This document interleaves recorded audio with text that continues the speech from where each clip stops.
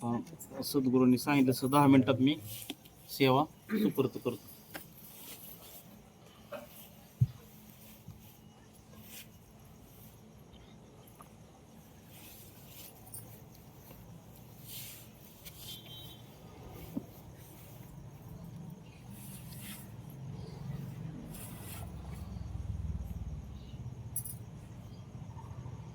तैसा हृदयामध्ये मी रामू, असता सर्व सुखाचा आरामो, की भ्रांतासी कामू विषयावरी. गुरुर् ब्रह्मा गुरुर्विष्णू गुरुर्देव महेश्वरा, गुरु साक्षात परब्रह्म तस्मै श्री गुरवे नमः. प्रस्तुत प्राप्त प्रसंगी प्रवचन रूपी सेवेसाठी निवडलेले विग्रंथराज ज्ञानेश्वरी अध्याय 9. या 9व्या अध्यायातील 3ऱ्या क्रमांकाच्या श्लोक खाली निवडलेली ओवी तुम्हा समोर सर्व सद्गुरुनिष्ठ माता आणि पित्यांनो सर्वांच्या सेवेसाठी निवडलेले. पहा, ही ज्ञानेश्वरी ग्रंथ म्हणजे भगवान श्रीकृष्ण अर्जुनाचा संवाद आहे. काय श्रीकृष्ण संवाद म्हणजे सद्गुरूचा आणि शिष्यांचा संवाद आहे. आता इथं चाललंय आपला ही संवाद आहे. एक प्रवचन म्हणजे काय, इथं काय कोणाचं ज्ञान मिरवायचं नाही. श्री गुरु जीवनामध्ये आल्याच्या नंतर साधकांना काय अनुभूती आली, आपल्याला काय कळालं, इथं आपण फक्त जे सद्गुरूंनी आपल्याला हरिनामा नाही का, आपण नामाच्या शाळेमध्ये सगळे विद्यार्थी आपण जमा झालोय. रोज आपण जे घरी अभ्यास करतोय ना, अभ्यास केल्यानंतर इथं गुरुजींच्या पुढे फक्त आपण व्यक्त करायचं आम्ही काय अभ्यास केलाय ना, आपल्याला अभ्यास करताना काय अनुभूती आली नाही का. इथं वेगळं म्हणजे इथं काय प्रवचन करतात म्हणजे असं कोणी जास्त हे नाही का, सद्गुरूंच्या सगळे आपण समान आहेत. परंतु इथं आल्याच्या नंतर जीवनामध्ये सद्गुरूंनी आपल्याला जीवनामध्ये काय चमत्कार केलाय, आतापर्यंत पाठीमागे ह्या जगतामध्ये जेवढे संत महात्मे होऊन गेले, आता ताईंनी सांगितलं की संत महात्मे एवढे सगळे होऊन जरी गेले, सर्व संतांनी इथं सांगितलं की ही हा जीव जगामध्ये जीव जन्माला आलेला प्रत्येक जीव आहे ना, ही प्रपंच करण्यासाठी आलाय. परंतु जेवढे संत महात्मे जगामध्ये होऊन गेले, सगळ्या संतांनी सांगितलं की जीवनामध्ये मनुष्य जन्माला आल्याच्या नंतर प्रत्येक जीवाने गुरु केला पाहिजे. श्री गुरुला जर आपण जीवनामध्ये शरण गेलो नाही तर आपलं जीवन जसं आता सांगितलं की पशु होतंय. प्राणी जन्माला आले, त्यांना मुलं बाळ झाली आणि मरून गेले. त्यानेप्रमाणे आपण हे जीव जर जन्माला आला मृत्यू लोकामध्ये, मुलं बाळ जन्माला घातली, प्रपंच केला आणि मरून गेला, मग प्राण्यामध्ये आपल्यामध्ये काय फरक आहे. तर त्या प्राण्यासारखा यावं आपलं जीवन व्यर्थ व्हायला जाऊ नये. कारण की सद्गुरूंनी आपल्याला काय सांगितलं, हा मनुष्य देह म्हणजे जंक्शन स्टेशन आहे. जसं दौंड जंक्शन स्टेशन आहे, दौंडमध्ये जर आपण गेलो रेल्वेने तर दौंडमध्ये गेल्याच्या नंतर महाराष्ट्रात कुठेही जाता येत आपल्याला, महाराष्ट्रात कुठल्या ठिकाणी. तसे या मनुष्य देहामध्ये आल्याच्या नंतर आपल्याला आपल्या पाठीमागे जी दुखणं लागले, किती वेळा जन्मा यावे, किती वेळा व्हावे फजित. आणि म्हणून आता इथं कारण हे हा विषय काय इथं नवीन मंडळी आल्यात म्हणून त्याच्यासाठी सांगायचं आहे की ह्या मृत्यू लोकांमध्ये आल्याच्या नंतर आपल्या पाठीमागलं जन्म मरणाचं फेर आहे, दुःख आहे, हे बाद करण्याचं फक्त ठिकाण फक्त मनुष्य देह. कारण इतर येण्याच्या प्राण्यांना कळतं का पुण्य करावं, प्राण्यांना पाप कळतं का. संत सांगतात पशु काय पाप पुण्य जाणती, कारण इतर योनीच्या ठाई तो विचारच नाही. इतर योनीमध्ये पाप पुण्य कळत नाही आणि आपल्याला ह्या सुटण्याचा मार्ग सापडत नाही. मग हा मार्ग फक्त मनुष्य देहामध्ये आल्याच्या नंतर सापडतो. मग माणसाला प्रत्येकाला चांगलं कळतंय, वाईट कळतंय, खारट कळतंय, तिखट कळतंय, बरोबर आहे का. मग त्याला देव कळायला पाहिजे. मग ही देव कळण्याचं साधन फक्त ह्या मनुष्य देहामध्ये, मग ती साधन वर्म फक्त संत सांगतात. आज जगामध्ये जर पाहिलं तर प्रत्येक जीव देव देव देव देव देव करतोय नाही का. आता जत्रा जरी असली तरी म्हणले आमचे काय नाही, आमची जत्रा आहे, देव देव या नाही का, कापा नाही का. प्रत्येकाला वाटतं आम्ही देव देव करतो. कशासाठी, सुखासाठी. सकाळी उठल्यापासून झोपेपर्यंत किंवा जन्मल्यापासून मरेपर्यंत प्रत्येक जीव सुखासाठी पळतोय. पण सुख कुठं आहे. जसं पाण्याचा स्वभाव उताराच्या दिशेला वारे, या ठिकाणी ओतलेलं पाणी जिकडे उतार आहे तिकडे धावतं, तसं जीवाचा स्वभाव सुखाकडे धावणं. मग जीव प्रपंचामध्ये सुख पाहतोय, परंतु प्रत्येकाचा आपलं सद्गुरू सांगतात प्रत्येक जीवाचा आपलं सुखामध्ये आपला प्रवास चाललाय का सुखाच्या आशेमध्ये चाललाय. सुखाच्या आशेमध्ये आपण जगतोय, सुख नाही. मग ह्या प्रपंचामध्ये सुख नाही, प्रपंचामध्ये दुःख आहे. कारण तुकोबारायांना विचारलं प्रपंच कसा आहे, तुकोबाराय सांगतात दुःख बांधवडी आहे हा संसार, सुखाचा विचार नाही कुठे. या प्रपंचामध्ये सुखाचा विचार सुद्धा नाही. आणि जर ज्याला जेवायला वाटेल मला सुख सापडलं तर सुख किती प्रपंचामध्ये. तुकोबारायांना विचारलं साधकांनी प्रश्न, तुकोबाराय महाराज प्रपंचामध्ये सुख किती किती, तर सुख किती म्हणले, सुख पाहता जावा पाडे, दुःख पर्वता एवढे. मग सुख किती म्हणते का प्रपंचामध्ये. जसं एखाद्या व्यक्तीच्या पाठीमाग काय झालं, एक व्यक्ती असं चालत असताना महाराज जुना काळ आहे, चालत असताना त्याच्या पाठीमागं वाघ लागला. वाघ लागल्याच्या नंतर आता वाघ तो पळायला लागला. पळता पळता तो एका कोरड्या विहिरीत पडला. कोरड्या विहिरीमध्ये पडल्याच्या नंतर पाहिलं तर एकदम उन्हाळ्याचे दिवस आहे, 10-11 पुरुष खोल आहे आणि विहीर खाली पडत असताना पुढे त्याला झाडाच्या विहिरीला पारंब्या लोंबत होत्या आणि त्या पारंब्याला त्यांनी धरलं. बरं का, पारंब्याला धरलं, खाली पडता पडता वाचला आणि पारंब्या धरल्यानंतर तरी खाली लक्ष गेलं. खाली लक्ष गेलं तर विहीर कोरडी ठणक आणि कोरड्या विहिरीमध्ये खाली असा नाग डोलतोय, वर वाघ उभा, खाली नाग उभा. आणि ज्या पारंब्याला त्या व्यक्तीने धरलंय ना सदग्रस्तानी, त्या पारंब्याला मोहळ आहे, आगी मोहळ, आणि ते आगी मोहळ उठला आणि आगी मोहळ त्याला चावायला लागलं. परत मध्ये मोहळ चालल्यानंतर त्याला एकदम 10 वेदना व्हायला लागल्या. परंतु तेवढ्यामध्ये मोहळाच्या माशाचा होता राग, परंतु तेवढ्यामध्ये एक मधाचा थेंब त्या जिभेवरती पडला आणि त्याला जरा बरं वाटलं. आणि प्रपंचामध्ये सुख तेवढंच आहे फक्त, नाही तर प्रपंचामध्ये दुःख. आता इथं सगळे बसलेले माझ्या आई वडिलांसारखे सगळे बघा, हिशोब काढा. प्रपंचामध्ये सगळ्यांना ज्येष्ठ मंडळीला विचारा, म्हणले काय सुद्धा नाही म्हणले प्रपंचात. म्हणजे काय झालंय, आपला रस्ता चुकला. आपण या प्रपंचामध्ये आपण सुख पाहायला लागलं, पण सुख कुठं आहे? सुख फक्त भगवंतापाशी. आणि तो देव कुठे आहे? देव आपल्या जवळ आहे. कारण तुकोबारायला विचारलं सुख कुठं आहे, देव कुठं आहे? कारण म्हणले सुख पाहतात. नाही, तुकाराम महाराज म्हणतात कुठे सुख आहे? म्हणले सुख देवापाशी आहे. कारण सुख वशे खेटाई बहुपाई संताची. तुकाराम महाराजांचा विचार करा. पूर्वीचा काळ आहे, 400 वर्षापूर्वी. तुकाराम कुणबी मराठ्याचा पोरगा आहे.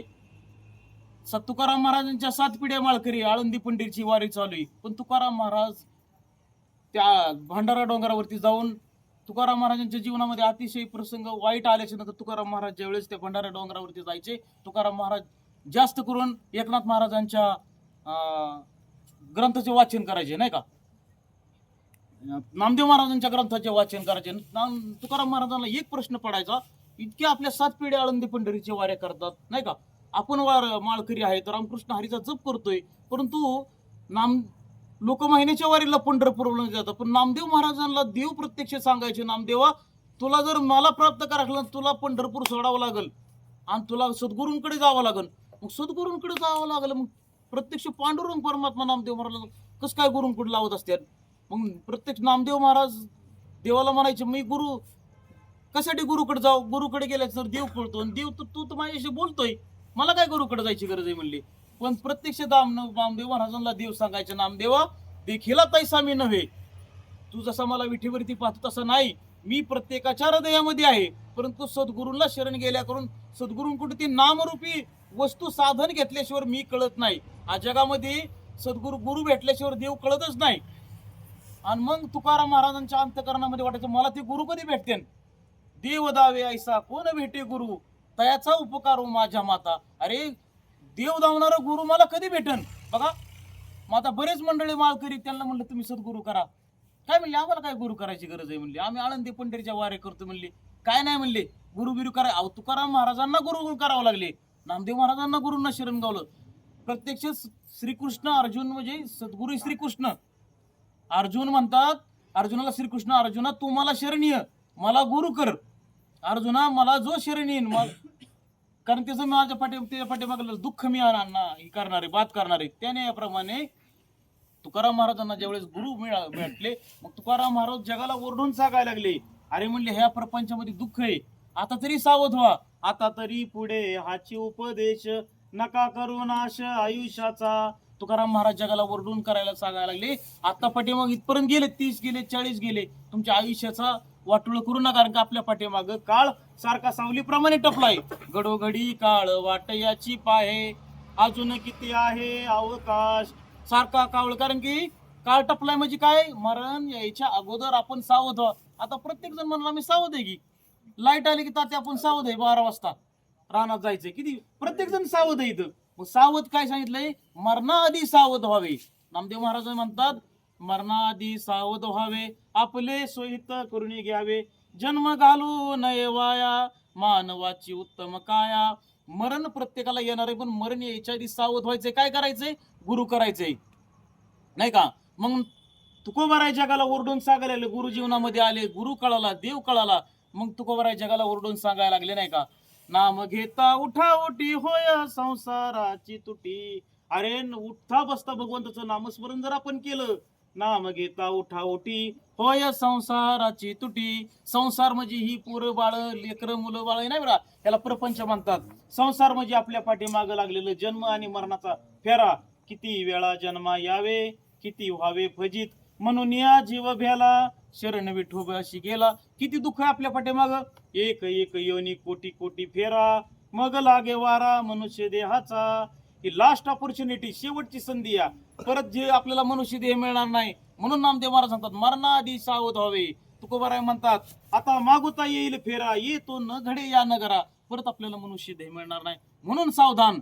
उठा जागे व्हारे आता, भय आले मोठे. म्हणले काय भय म्हणले आम्हाला? अरे म्हणलं पाठे मग काळ सारखा काळ सावलीप्रमाणे टपून बसलाय. मग काळ आपल्याला घालण्याच्या आधी पण सावध व्हायचं. म्हणजे का? सद्गुरूंकडून फक्त भक्तीचा पासवर्ड घ्यायचा आहे. बघा आता मला समजा मी ह्या कधी ह्यांना करडे बाउंडला म्हणलं मला पैशाची गरज आहे, म्हणले मला 1,00,000 रुपये पाहिजे. त्यांनी म्हणले प्रमोद भाऊ आता एक काम करा, ही ATM कार्ड तुमच्याकडे राहून दे म्हणले. आणि करडे भाऊ बारामतीला गेला तर मला 1,00,000 रुपये उद्या मिळणार आहे. मी ATM कार्ड गेलो, ATM कार्ड टाकलं तर मला 1,00,000 रुपये पाहिजे. पण मी ATM कार्ड टाकलं पण त्यांनी पासवर्डच मला सांगायचा विसरले. पासवर्ड नाही सांगितलं तर पैसे निघतील का? त्याप्रमाणे भक्ती कर. प्रत्येकाला वाटतं आम्ही देव करतोय, पण भक्तीचा पासवर्ड म्हणजे ती किल्ली या. ती किल्ली कोणाकडे? तुकोबाराय महाराजांना एक जण विचारलं कोणाकडे किल्ली म्हणले. मग तुकोबारायच्या मुखात अभंग निघाला. तुका म्हणे किल्ल्या त्या संता हाती दिल्या. कारण की ती भक्तीची किल्ली आहे ना, वर महिना पासवर्ड आहे ना, ती संता हाती. संताच्या ठिकाणी ती काय पासवर्ड? ती पासवर्ड मध्ये भगवंताचं नाम आहे. आणि ती नाम कुठं मिळतं म्हणले? जगाच्या बाजारी सर्व काही मिळे, परी हे दुर्लभ हरीचे नाम. जगाच्या बाजारात सगळं मिळन, गाडी मिळन, बंगला मिळन, बायको मिळन, सगळं मिळन, पण भगवंताचं नाम कुठे मिळू शकत नाही. म्हणले कसं काय नाम मिळू शकत नाही? तरी पण म्हणले एक ऑप्शन आहे, एक पर्याय आहे, एका ठिकाणी नाम मिळेल. मग कुठं? तुकोबारायांचा अभंग आहे. तुकोबाराय सांगतात सद्गुरु वाचुनी नाम नये हाता. नये म्हणजे हातात देऊ शकत नाही. साधने साधिता कोटी गुणे. कोटी जरी तुम्ही साधन केली तरी तुम्हाला नाम मिळू शकत नाही. पण एखादा जरी म्हणला काय नाही, जसं बाबा बरीच मंडळी आज भक्ती करणारे जगात म्हणले आम्ही पण देव करतोय, आपण भक्ती करतोय, आम्ही पण माळ करीत, आम्ही पण ढरीची वारी करतोय नाही का, पण म्हणले आम्ही नाम नाही घेतलं. म्हणले नाम जर घेतलं नसेल तर तुमची भक्ती वाया गेली. म्हणले कसं काय? म्हणले जसं म्हणले एखाद्या ताईला म्हणलं ताई तुम्हाला किती मुलं आहेत? म्हणले 2. आम्हाला म्हणले नाही मुलं नाही काय नाही. म्हणले तुमचं लग्न झाले का? झाले. म्हणले कुठं किती मुलं आहेत? नाही म्हणले आमचे मी इकडे माहेरला असते आणि मालक तिकडे असतात. मग प्रपंच झाला म्हणता येईल का? मग तुकोबाराय त्या अभंगात पुढे सांगतात सद्गुरु वाचुनी नाम नये हाता, साधने साधिता कोटी गुणे. जर एखादा म्हणला मी भक्ती करतोय तर ती कसं आहे? म्हणले जैसे कांते विन करणे हा संसार. कांता म्हणजे पत्नी, पत्नीशिवाय प्रपंच चालू आहे म्हणणे कसं आहे? चुकीचं आहे ना. पत्नीच नाही म्हणजे प्रपंच होईल का? मग तसं म्हणली जीवनामध्ये संत नाहीत, संत गुरुकडून नाम नाही घेतलं.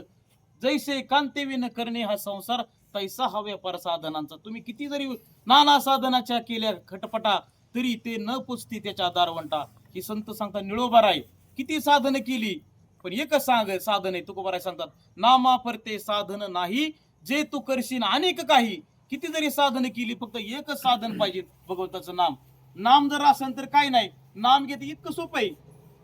कारण की नाम फक्त नाम कशासाठी? आता नाम आता इथं इकडे नामधार एक नाम पण इथं बसलेले बरेच मंडळी म्हणतात ह्यांचं काय नाम सोडून सारखं नाम घ्या. अहो जगामध्ये नामाशिवाय काहीच नाही. ह्या नाम सांगण्यासाठी बघा ज्ञानोबारायांनी 28 अभंग लिहिले हरिपाठामध्ये.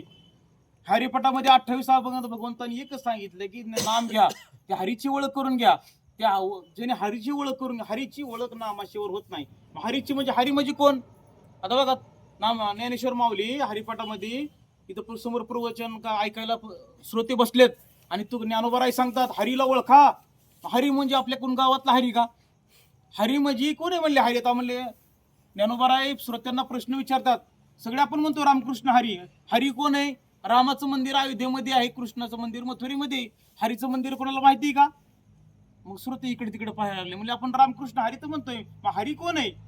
अरे हरी हा आमच्या हृदयामध्ये असणारा आत्मा आहे ना. त्या हरीच्या जीवावर आपण चाललोय, त्या आत्म्याचं नाव हरिया.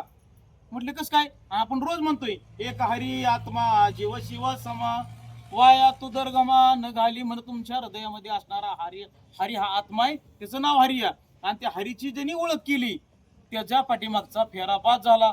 म्हणजे कोण म्हणते असं? नाथबाबा म्हणतात, ओळखीला हरी ज्यांनी हृदय जे हृदय मंदिरी, ज्यांनी हृदय मंदिर मधला हरी ओळखला त्यांची सरली येरझार झाला सफल व्यापार. त्याने याप्रमाणे आपल्या सद्गुरूंनी आपल्या ठिकाणी असणाऱ्या हरीची ओळख करून दिली. आणि ती फक्त काय करायचं, त्या नावाने हाक मारायची. फक्त काय आहे, ते नाव मग उघड सांगता येत नाही. जसं बाबा कारण की महाराजांना विचारलं, म्हणले काय नाम गुह्य, म्हणजे ती म्हणतात कानात सांगतात, कुचकुच करतात. म्हणले आधीच जन उद्धट, त्या गुह्य करू नये प्रगट, मोडतील भक्तीच्या वाटा संत जन कोपतील. कारण संतांचा कोप होईल भक्ती, हे नाम उघड सांगायचं नाही. ज्ञानोबा हरिपाठामध्ये म्हणतात, मला माझ्या सद्गुरूंनी ते गुप्त असणारी गोष्ट दिली. ज्ञान गोड गम्य ज्ञान देवाला धले, निवृत्तीने दिले. आता कसं आहे, काय बंधन आहे ओपन करा. आता आमच्या बायकोचं नाव सारिका आहे आणि त्यांनी मला हाक मारायचं म्हणलं, म्हणून प्रमोद इकडे म्हणून का, ओ भैयाच्या पप्पाला हाक मारावं, सार्थकच्या पप्पाला हाक मारा, बरोबर आहे का. संध्याकाळच्या ठिकाणी काय, आता माझ्या पंक्तीला बसल्यानंतर म्हणल्या ताई साखर द्या. मग साखर काय गोड साखर नाही, ते मीठच मागायचं, पण संध्याकाळी मीठ द्या म्हणत नाहीत म्हणून साखर म्हणायचं नाही का.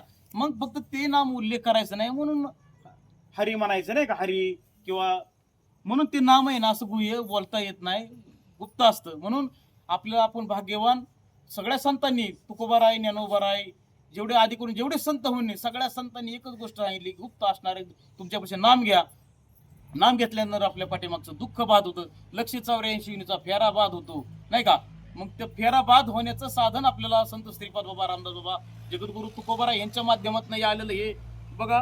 ही आणि आता बघा ही तर सांगितलंय, कारण की मी कुठे आहे आता, जी ओवी भगवान श्रीकृष्ण अर्जुन सांगतात की मी तुमच्या प्रत्येकाच्या हृदयात, हृदयामध्ये मी रामू, मी राम तुमच्या हृदयात आहे. असता सर्व सुखाचा आरामू, सर्व सुखाची गोष्ट की भ्रांतीशी कामू, विषयावरी जीवाला भ्रांती आली आणि जीव इथं गुतला. बघा माणसामध्ये एवढी ताकद आहे, कारण की तुला जर देव व्हायचा असेल तर देव होऊ शकतो. पण काय झालंय, आपण ह्या विषयामध्ये आपण गुंतलून इथंच मरून चाललोय. मग ज्ञानोबा हरिपाठामध्ये एका ठिकाणी सांगतात, ब्रह्मर गुंतले सुमने कळके. ब्रह्मर म्हणजे भुंगा आहे ना, भुंग्यामध्ये एवढी ताकद आहे, तेव्हा वाळलेला बांबूला सर लाकडाला छेद करून भुंगा पलीकडे जाऊ. पण तो भुंगा आहे ना, जर कमळाच्या पानामध्ये जर ती मकरंद सेवन करणारे जर गुंग झाला ना, तर संध्याकाळच्या वेळी सूर्यास्त झाला की कमळाची पानं मिटतात. आणि त्या कमळाचे पान किती कोमल आहेत, त्याला होल पाडून सहज जाऊ शकतो बाहेर. देऊ नाही, लाकडाला होल पाडतो म्हणल्यावर. परंतु ते मकरंद सेवन करा इतका किती गुद मरून जातो भुंगा. बघा ज्ञानोबा सांगतात, भ्रमर गुंतले सुमने कळते. त्या नियाप्रमाणे हे जीव आहे ना प्रपंचामध्ये गुंतलेत, आणि हे इतकं सोपं असतं, देवाजवळ असणारी गोष्ट प्राप्त न करता प्रपंचामध्ये गुंतून मरून जातोय जीव नाही का. म्हणून संत आपल्याला जागे करायसाठी, उठा जागे व्हा नाही का, मरणाआधी सावध व्हा. तसं त्या न्यायाप्रमाणे आपल्याला संत जागे करण्यासाठी हे सगळे मंडळी जागे झालेत. आता जागे व्हा म्हणायचं नाही विषय राहिला, पण जागे, कारण की आता हे आपल्याला मिळालंय, पण आपण उद्धरलो काय ते नवल, जे आपण अशी ठावे ते इतरांशी सांगावे. हे सांगणे संत. बघा संतांच्या ऋणातून आपण मुक्त कधी होऊ शकतो, काय द्यावे त्याशी व्हावे उतराई. कारण संतांच्या ऋणातून मुक्त कधी होऊ शकतो आपण, कारण म्हणतात संतांच्या ऋणातून आपले कातडीची चप्पल केली तर आपण संतांच्या ऋणातून मुक्त होऊ शकत नाही. फक्त संतांच्या ऋणातून मुक्त होण्याचा आपण प्रयत्न करू शकतो. ती म्हणजे काय, जे आपल्या संतांना जे आवडतं त्या गोष्ट आपण. मग संतांना काय आवडतं, संतांना आपल्याला नामाचा केलेला प्रचार आवडतो. आपल्याला जे कळलं ना ती इतरांना सांगायचंय जीवना. कारण तुकोबाराय हे आजच्या जीवनामध्ये हे नेहमी सांगितलंय. आता मला शेवटचं एकच, आता इथं बऱ्याच मंडळी सांगतात की तुकोबारायांचं एक अभंग आहे, देव घ्या कुणी आयताला घर पुसुनी. मग तुकोबा आता बरेच माळ करीत बघा इथं. मग विचार करा, तुकोबाराय काय पांडुरंगाची मूर्ती घेऊन आले असेल का, देव घ्या कसे आपल्याकडे भाजी कोथमीर विकाय येतात रोज मंडळी. मग तुकोबारायांनी कोणता देव वाटला, तुकोबारायांनी हे नामरूपी देव घेऊन तुकोबारायची त्यावेळेस फिरायचे. पण त्यावेळेस ते लोक म्हणायची आम्हाला नाही लागत देव. आज सुद्धा तीच परिस्थिती, 450 वर्ष झाले, पण लोक ऐकत नाही. तुकोबारायांनी सुद्धा बऱ्याच लोकांना अनुग्रह दिला, पण लोक चिंतन करत नाही. ज्ञानोबारायांनी सुद्धा अनुग्रह दिला, पण ज्ञानोबाराय सांगतात लोक चिंतन करताय. मग ज्ञानोबाराय साधक चिंतन करत नाही. मग ज्ञानोबाराय काय म्हणतात का, नित्य नियम नामित्य प्राणी दुर्लभ, नियमित नामस्मरण करत नाहीत लोक. आणि तुकोबारायला विचारलं तुम्ही चिंतन लोक करतात का, तुकोबाराय म्हणतात अहो मी किती सांगून मरलो. तुका म्हणे मेलो सांगता तरी न ऐकती भटकीचे, पुढे शिंदळीचे रडतील. पण म्हणले त्यांना कळू ये अंत काळी, प्राण प्रयाणाच्या वेळी राहते निराळी रांडा. कारण की ही माया आहे, मायाचं जाळ. या मायाच्या जाळामध्ये हे जीवाला सांगितलंय गुतू नका, नको नको मना गुंतू माया जाळी. काळ आला जवळी ग्रासावया, काळाची उडी पडेल बा जेव्हा, सोडविना तेव्हा माये बाप. कोण तुम्हाला सोडवणार नाही, त्यांनी यादी सांगितली लिस्ट. सोडविना राजा देशीचा चौधरी, म्हणजे आमचे पार पंतप्रधानापर्यंत ओळख आहे. काळ आल्यावर सोडून कधी आई बाप सोडतील का? सोडविना बंधू पाठीची बहीण, भाऊ बहीण कोणी सोड नाही. शेजीची कामिनी दूर राही पत्नी सोडणार आहे का? कोणी सोडणार आहे. कारण तुका म्हणे तुला सोडविना कोणी, कारण तुला कोणी नातेवाईक सोडवणार नाही म्हणले नाही का. तुका म्हणे तुला सोडविना कोणी, एका सद्गुरू वाचुनी किंवा एका चक्र. फक्त सद्गुरू सोडा. मग सद्गुरू सोडतात म्हणजे काय? आता आपल्याला काय मरण येणार नाही का इथं? प्रत्येका मरण ह्या देहाला येणार आहे. फक्त सद्गुरू सोडतात म्हणजे काय? मृत्यूच्या वेळी आपल्याला फक्त विष्णूचे दूत येतात, आणि ज्यांनी हा जीवनामध्ये येऊन संतांचा स्वीकार केला नाही त्यांना यमाचे दूत येतात. आता बघा बरं, असं बिगर माळकरी, कोंबड्या खाणारा, आयुष्यभर मटण खाणारा, मांसाहार करणारा, सगळी करणारा, असं लिहिलंय का कुणी? प्रत्येकाने लिहिलंय. कैलासवासी नाही का, वैकुंठवासी, नरकवासी कुणी लिहिलंय का?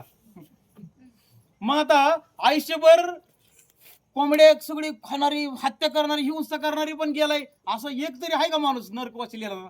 प्रत्येकाच्या पुढे लिहिले वैकुंठवासी. आता संत म्हणतात तुमच्या बापाने ठेवले का वैकुंठवासी? कारण की परत यावाच लागन 184 फेऱ्यात. त्यासाठी ही तर नामधारक जरी असलो, आपण जर गहाळ पडलो, 100% काळ घालणार आहे. मग काळ घालायच्या आधी प्रत्येकाने सावधान. ही सद्गुरू सारखे काय येतात ही, कारण आपल्याला कुठपर्यंत नाम घ्यायचंय, शेवटपर्यंत आपण विद्यार्थी. काळ जवळ यायच्या टायमाला सुद्धा आपला घालू शकतो नाही का. या भारत देशाचं नाव जड भरत नावाच्या राजावरून पडलंय. शेवटचा दृष्टांत सांगतो, आणि कसं सद्गुरूंच्या पुढे लई नसतं बोलायचं, पण मला आवडत नाही. या जडभरत राजा नावाचा राजा आहे. त्या राजाच्या नावाने आपल्याला आपल्या भारत देशाला नाव आहे. भारत एवढा मोठा राजा होता, अतिशय जबरदस्त सगळी प्रॉपर्टी. परंतु जीवनामध्ये संत महात्मे आले, संतांनी सांगितलं हे सगळं झिरो आहे. तुला सगळं आहे, पण जर तू भगवंताचं नाम नाही केलं तर हे सगळं झिरो आहे, तुझी व्हॅल्यू. असं नाही भगवंत म्हणणार. नवरटे भाऊ जन्माला आलाय, बंगला बांधलाय का गाडी बांधितली, तू हरिनाम घेतलं नाही का लगेच नरका 0 मिनिटात. मग ज्यावेळेस राजाला कळलं तेव्हा राजाने सगळं घरदार त्याग राजवाडा केला आणि जंगलात जाऊन राहायला लागला. आणि जंगलात गेल्याच्या नंतर जेव्हा नामस्मरण साधना रोज करतोय, रोज त्या गंगा नदीच्या किनारी स्नान करायला जातोय, आणि त्यावेळेस एक हरिण, वाघ हरिण ताणतोय, वाघाला हरणाला वाघ ताणतोय, आणि ते हरण गर्भर अवस्थेमध्ये असताना त्याचा गर्भ ते पलीकडे अशी उडी मारताना त्या पाण्यामध्ये पडला. आणि ही राजा तिथं स्नान करतोय. तिने जर पाहिलं ती हरणाचं पाडच पाण्यात पडलं, तिने उचलून घेतलं, त्याला पुसलं, त्याची सेवा करायला लागला, पाळलं त्याला. त्यांनी हरण हळूहळू मोठं व्हायला लागला, त्या हरणाचा लळा त्याला लागला, राजा वृद्ध व्हायला लागला, राजाचा मृत्यू जवळ आलाय. आणि आपल्या आता मृत्यू जवळ आलाय, मरणाचं मरणाचं, कारण मरण आपलं बाद करायसाठी तर राजा तिथं गेलाय नामस्मरण साधना करा एकांतामध्ये. परंतु ती मरणाचं विसरलं ना. हरणाचं कसं म्हणायला लागला, हर माझ्या पाठीमागे, हरणाचं कसं व्हायचं? मी आता माझं शेवट आलाय जवळ, पण आता माझ्या पाठीमागे ह्याला वाघ कुणी खाईल. आणि त्याच वेळेस काळाने झडप घातली.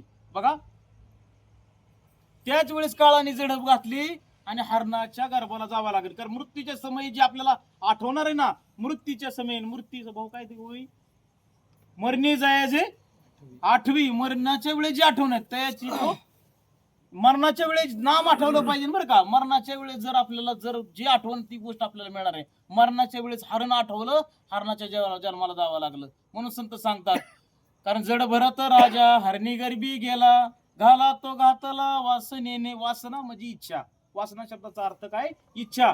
मग मृत्यूच्या वेळी तुमच्या अंतकरणात जी इच्छा येईल ना ती गोष्ट. मग मरणाच्या वेळेस आपल्याला नाम आठवलं पाहिजे. त्यासाठी सद्गुरू वारंवार ही शाळेत मृत्यूपर्यंत आपण विद्यार्थी या, शेवटपर्यंत आपण सावध राहायचंय. कारण इथं रात्रंदिवस आम्हा युद्धाचा प्रसंग आपल्या प्रपंच. आता कारण की आपण ह्या प्रापंचिक जीवमध्ये राहतो ना, जरी आवरण आलं तर रोज झाडायचंय, कारण आवरण येतच. मग त्यासाठी सद्गुरू रोज झाडा. तो का म्हणे चित्त करा रे निर्मळ, तुमचं रोज घरचा हाडा म्हणून सांगायसाठी येतात ते, रोज नामस्मरण करा. असो सगळे रोज झाडतात नाही का, नियमित नामस्मरण करणारे सगळे बघा. कारण की या भिगवण परिसरात किती नामधारक आहे. श्री गुरु आज म्हणले, आज मकर संक्रांती आहे, पण पहिल्या दिवशी किती जण क्लासला हजर राहतात बघू म्हणले, किती जणांना ओढ आहे नाही का. आज संक्रांतीचं निमित्त सांगा का नाही, ह्या नवीन वर्षाचा पहिलाच क्लास आहे. बरेच मंडळी, कारण की बघा व्यवहार करत असताना आपण 2 टाइम जेवण करतो. मग जेवण करणं टाइमपास आहे का काय, गरज म्हणून करतो का टाइमपास? गरज आहे. हा देह जगण्यासाठी जेवण गरज आहे. मग जेवण गरज म्हणून करतो नाही का. तसं जीवाला जेवण गरज वाटली पाहिजे, टाइमपास नाही. तसं जीवाला जोपर्यंत परमार्थ गरज वाटतोय, जीवाला परमार्थ ही गरज वाटली पाहिजे, संतांची सत्संग हा गरज वाटली पाहिजे, त्यावेळेस आपण सक्सेस आहे. पण जीव काय करतोय, प्रपंच गरज म्हणून करतोय, परमार्थ टाइमपास म्हणून करतोय, जसं घडणं असं. पण संत तसेच आता तुम्ही नाही, अगोदर प्राधान्य तुम्ही हे नामस्मरण करत का, किती सोपी रीत सांगितली आपल्या वाट्याला, कर्म करत भगवंताचं नामस्मरण करणे, एवढी सोपी रीत. पण इथं विसरतो, मग ते विसरू नका म्हणून सद्गुरू आपल्याला सांगायचं. असो सूर्याच्या पुढं नाही का काजव्याचं किती चमकणं, तर श्री गुरूंच्या पुढं लय बोलायचं नसतं. झालेली सेवा तुम्हा सर्व सद्गुरुनिष्ठ संत, साधू संत, सगळ्या गुरुजनांच्या आई वडिलांच्या चरणावरती सेवा अर्पण करून, श्री गुरूंच्या चरणावरती अर्पण सेवा करून सेवेला पूर्णविराम. कुंडलिक वरदारी विठ्ठल श्री ज्ञानदेव तुकाराम, पंढरीनाथ भगवान की, सद्गुरुनाथ भगवान की जय.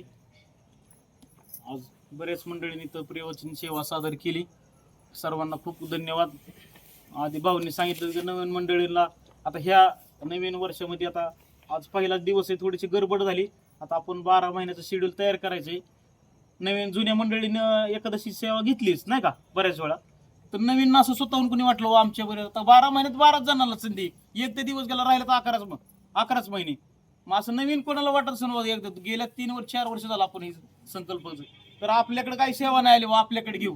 तर नवीन मंडळीनं काय, जुनी तर आहेच, जुनी तर तयारीच घ्यायला, पण नवीन नेऊन स्वतःहून असं म्हटलं पाहिजे आपल्या घरी एक दिवस. आणि एवढं काय, कारण की घरी आपल्या साधू संतांचं प्रवचन नाही का, एवढा मोठा यज्ञ होणं सुद्धा खूप पुण्याचं काम आहे नाही का. तर नवीन मंडळींनी थोडं नाव द्या स्वतःहून. आम्ही एक 11 नाव अजून काढणार आहे 12 महिन्याची, तर नवीन मंडळींनी सुद्धा थोडं स्वतःहून नाव द्या नाही का. असंच प्रत्येकाने हजर राहत जावा. काय आता काय हे म्हणायचं का, नाही आता पसायदान. आता आपण आरती होईल, आरती झाल्यावर पसायदान.